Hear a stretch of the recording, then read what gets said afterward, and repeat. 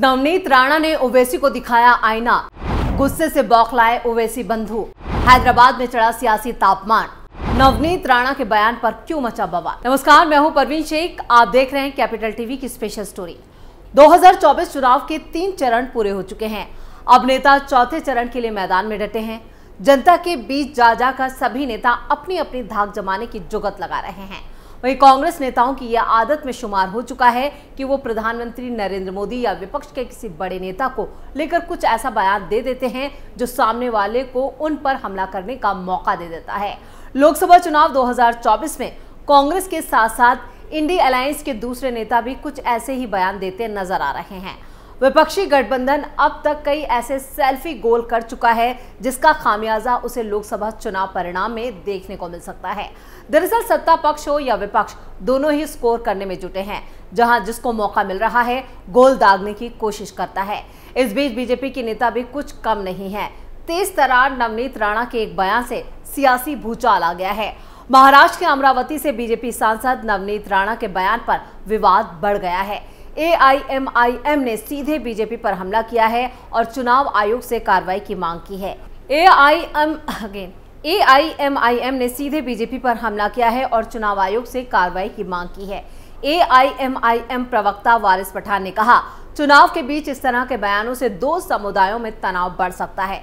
आपको बता दें कि अमरावती से सांसद नवनीत राणा 8 मई बुधवार को हैदराबाद में बीजेपी उम्मीदवार माधवी लता के समर्थन में चुनाव प्रचार करने पहुंची थी, जहां उन्होंने अपने भाषण से हैदराबाद में हंगामा मचा दिया। नवनीत का एक वीडियो सोशल मीडिया में तेजी से वायरल हो रहा है। इस वीडियो में राणा सीधे ओवैसी बंधुओं को चुनौती देती नजर आ रही हैं। स्टोरी में आगे बढ़ने से पहले वो वीडियो देखते हैं जिस पर बवाल मचा है।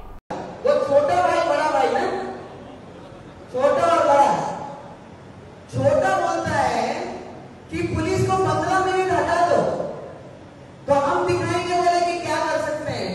छोटे को मेरा कहना है तेरे को 15 मिनट लगेंगे छोटे, और हमको सिर्फ 15 सेकंड लगेंगे। 15 सेकंड पुलिस को हटाया, 15 सेकंड अगर पुलिस को हटाया तो छोटे को बड़े को ये पता नहीं लगा कहां से आया और कहां को गया। नवनीत राणा का ये वीडियो अब तेजी से सोशल मीडिया पर वायरल हो चुका है। इस वीडियो में राणा को ये कहते सुना जा रहा है कि 15 सेकंड के लिए पुलिस हटा लो, ओवैसी भाइयों को पता नहीं लगेगा कि वो कहां से आए और कहां चले गए। राणा ने कहा है कि एक छोटा और एक बड़ा भाई है। छोटा बोलता है कि पुलिस को 15 मिनट के लिए कहा हटा दो तो हम दिखाएंगे कि क्या कर सकते हैं। छोटे को मेरा कहना है कि तेरे को 15 मिनट लगेंगे और हमको सिर्फ 15 सेकंड लगेंगे। 15 सेकंड पुलिस को हटाया तो छोटे बड़े को पता नहीं चलेगा कि कहां से आए और कहां गए। सिर्फ 15 सेकंड लगेंगे हम लोगों को। राणा ने अपनी टिप्पणी का एक वीडियो अपने एक्स हैंडल पर पोस्ट किया है, जिसमें अकबरुद्दीन ओवैसी और असदुद्दीन ओवैसी को भी टैग किया गया है। वहीं नवनीत राणा के इस वीडियो पर असदुद्दीन ओवैसी ने भी पलटवार किया है। बिल्कुल 15 सेकंड दे दीजिए, आप क्या करेंगे, अखलाक का हाल करेंगे, जैसा मुख्तार को किया वही करेंगे, या पीलू खान या फिर अपना रकबर, बिल्कुल आप दे दीजिए। मोदी जी के पास इख्तियार है, दे दीजिए 15 सेकंड। 15 सेकंड ने बल्कि 1 घंटा ले लीजिए ना। हम भी देखना चाह रहे हैं कि आप में कितनी इंसानियत अभी बाकी है या नहीं है। करिए, कौन डर रहा है, कौन डर रहा है। हम तो तैयार हैं। लेकिन ये मामला जब शुरू हुआ नहीं देखिए, नहीं देखिए, हम तो कह रहे हैं ना कि करिए। अब कोई ओपन कॉल कर रहा है सब चीजों का, तो ठीक है करिए आप, कौन रोक रहा है आपको। दिल्ली में प्रधानमंत्री आपका। तो ओवैसी ने जिस तरह से नवनीत राणा के बयान पर बीजेपी और मोदी पर निशाना साधा है, ये कोई पहली बार नहीं है। इससे पहले भी ओवैसी बीजेपी के किसी भी नेता के बयान पर सिर्फ पीएम मोदी को ही निशाने पर लेते हैं। वहीं नवनीत राणा के बयान पर AIMIM प्रवक्ता वारिस पठान ने पलटवार किया। पठान ने कहा, बीजेपी के नेता चुनाव के दौरान इस तरह का बयान दे रहे हैं जो चुनाव आयोग के नियमों का उल्लंघन करता है। चुनाव आयोग को नवनीत राणा के इस बयान पर कड़ी कार्रवाई करनी चाहिए, क्योंकि इस तरह के बयान देने की वजह से दो समुदायों में तनाव हो सकता है।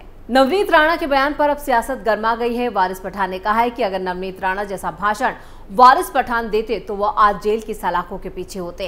अकबरुद्दीन ओवैसी के बयान पर वारिस पठान ने कहा कि उन्होंने 15 मिनट पुलिस हटा दो वाला बयान दिया था, जिसके बाद वो खुद सरेंडर हो गए थे और 40 से 42 दिन जेल में रहे थे।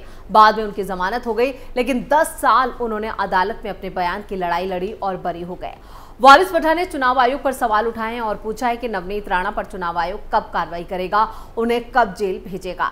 वारिस पठान ने आगे कहा कि आए दिन इस तरह के बयान मुसलमानों के विरोध में दिए जाते हैं और बीजेपी नेताओं को मुसलमानों के विरोध में बयान देने में बहुत मजा आता है, लेकिन किसी पर भी कोई कार्रवाई नहीं होती। इधर वारिस पठान ने कहा कि संविधान तो सबको बराबर अधिकार देता है, तो क्या यही सबके अधिकार हैं? वैसे नवनीत राणा इस वक्त खासी सुर्खियों में हैं। उनकी जनसभाओं में जमकर भीड़ देखी जा रही है। वहीं विपक्ष नवनीत राणा की बढ़ती लोकप्रियता से घबरा गए हैं। इससे पहले राणा उद्धव ठाकरे जैसे नेताओं को भी घुटनों पर ला चुकी हैं। महाराष्ट्र में हनुमान चालीसा के सार्वजनिक आयोजन को लेकर उन्होंने सीधे उद्धव ठाकरे सरकार को चुनौती तक दे डाली थी। वैसे अब उन्होंने हैदराबाद में ओवैसी बंधुओं को ललकारा है। अभी हाल ही में सांसद नवनीत राणा ने गुजरात में चुनाव प्रचार के दौरान भरूच में बीजेपी प्रत्याशी मनसुख भाई वसावा और कच्छ के उम्मीदवार विनोद भाई चावड़ा जी के लिए चुनाव प्रचार किया था। इस बीच उनका एक बयान चर्चा में आ गया था। नवनीत राणा ने भाषण की शुरुआत जय श्री राम से की थी। इसके बाद उन्होंने कहा, जिसे जय श्री राम नहीं कहना है तो वो पाकिस्तान जा सकता है, ये हिंदुस्तान है, अगर हिंदुस्तान में रहना है तो जय श्री राम कहना ही है। नवनीत राणा ने फिर जनता से पूछा, जिन्होंने राम को लाया है, लोगों के जवाब यहां पर दिया कि हम उनको लाएंगे। गुजरात के लोकसभा चुनाव प्रचार के आखिरी दिन अमरावती से सांसद नवनीत राणा ने एक रोड शो भी किया था। इस मौके पर उन्होंने कहा कि अगर कहीं विकास की गंगा बह रही है तो वो गुजरात है। राणा की इस बात पर जोर देते हुए कहा, गुजरात का भाग्य है कि पहले 13 साल तक नरेंद्र मोदी मुख्यमंत्री और फिर प्रधानमंत्री रहे। राणा ने भरूच लोकसभा सीट से बीजेपी की भविष्यवाणी की और उम्मीद जताई कि यहां वो बड़ी जीत हासिल करेंगे। राणा ने खुली जीप में रोड शो किया और उस रोड शो में हजारों समर्थकों ने हिस्सा लिया। पहले भी उन्होंने कच्छ लोकसभा सीट पर रोड शो किया था। आपको बता दें कि बीजेपी ने कच्छ से मौजूदा सांसद विनोद चावड़ा को फिर से उम्मीदवार बनाया और नवनीत राणा ने गुजरात के भरूच में बीजेपी उम्मीदवार मनसुख भाई वसावा के प्रचार के लिए रोड शो और बाइक रैली में हिस्सा लिया था। रैली में भी हजारों लोग जुटे थे और ढोल नगाड़ों और पटाखों के बीच फूल मालाओं के साथ नवनीत राणा का स्वागत किया गया था। राणा ने कच्छ लोकसभा प्रत्याशी विनोद भाई चावड़ा जी के लिए भी चुनाव प्रचार किया। इस दौरान उन्होंने एक जनसभा को संबोधित किया था। नवनीत राणा बीजेपी के स्टार प्रचारक हैं। पीएम मोदी, अमित शाह और जेपी नड्डा के साथ भी नवनीत राणा के अच्छे संबंध बताए जाते हैं। आपको बता दें कि हैदराबाद लोकसभा सीट पर AIMIM प्रमुख असदुद्दीन ओवैसी और बीजेपी की माधवी लता आमने सामने हैं। तेलंगाना की 17 लोकसभा सीटों पर 13 मई को एक साथ वोट डाले जाएंगे। वहीं हॉट सीट हैदराबाद में ओवैसी को टक्कर दे रही माधवी लता जो हैं वो कहें कि एक तरह से आक्रामक चुनाव प्रचार कर रही है, जिसे ओवैसी खुद घबराए हुए हैं।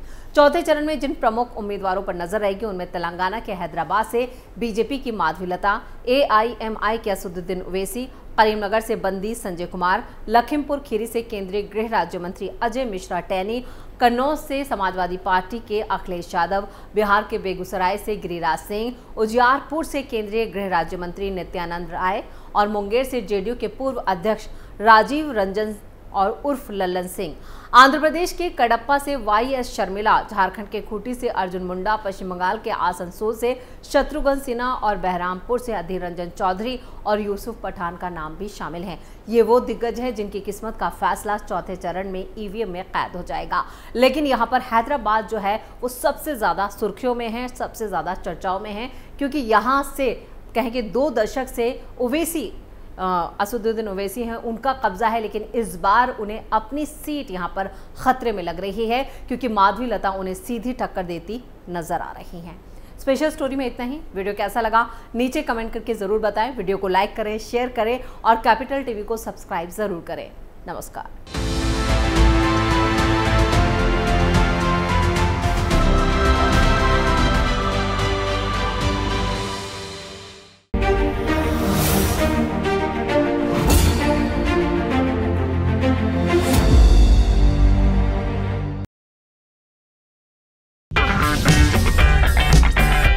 अगर आपको हमारा वीडियो पसंद आया हो तो इसे लाइक करें, हमारे चैनल को सब्सक्राइब करें और हाँ, बेल आइकन दबाना ना भूलें।